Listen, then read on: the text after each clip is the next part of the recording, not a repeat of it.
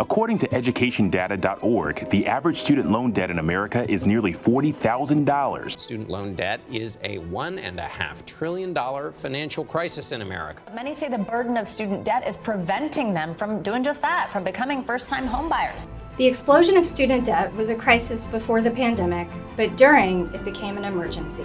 Last August, President Biden and Education Secretary Miguel Cardona announced a program that would forgive $10,000 for borrowers making less than $125,000 annually, and another $10,000 for those who had received Pell Grants, which help low-income students attend college. How? They did this under authorization provided by the Higher Education Relief Opportunity for Students Act, or the HEROES Act for short. Congress really loves their acronyms. The Secretary deemed it necessary to forgive massive amounts of student loan debt to alleviate the enormous burden on low-income borrowers resulting from the national emergency that was the pandemic. So then there's no problem, right? The Secretary of Education acted in accordance with a congressional statute alleviating debt burden for students in that time of crisis, one would think.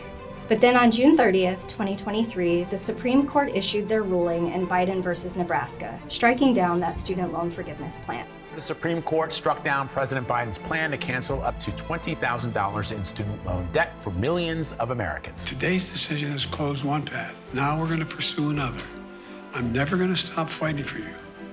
We'll use every tool at our disposal to get you the student debt relief you need and reach your dreams. So what is the other path? The other path contains 3 parts. The first is the Saving on a Valuable Education, or SAVE plan.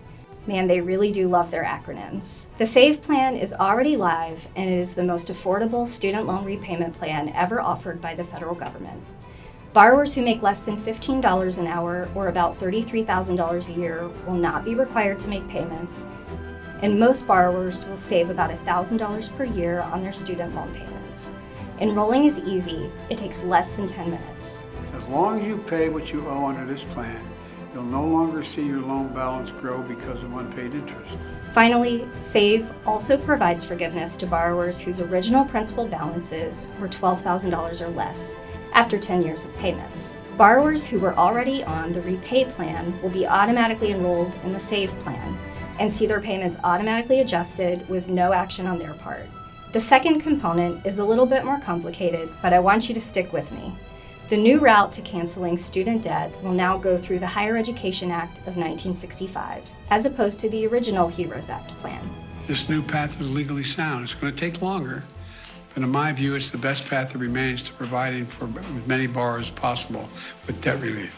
The reason it will take longer is because it will have to go through the lengthy negotiated rulemaking process.